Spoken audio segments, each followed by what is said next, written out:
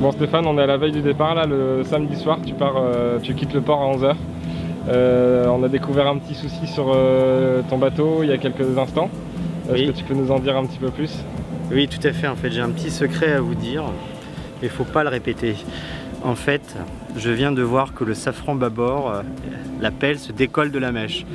Donc dit comme ça paraît pas forcément très inquiétant, mais en gros, je risque de perdre le safran pendant la course.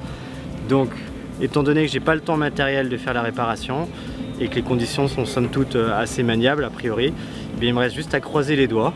Et puis on fera un petit point à l'arrivée, donc bah, si je perds le safran, bah, on pourra divulguer le secret pendant la course. Et en gros, tu peux nous expliquer un petit peu le problème là, rapidement, pour ceux qui ne visualisent pas trop le problème du safran? Alors le problème du safran, il est en fait très simple, c'est qu'on a une pelle, c'est-à-dire une plaque, celle qui est sur le contact dans l'eau, qui permet de diriger le bateau, qui est en matériau composite.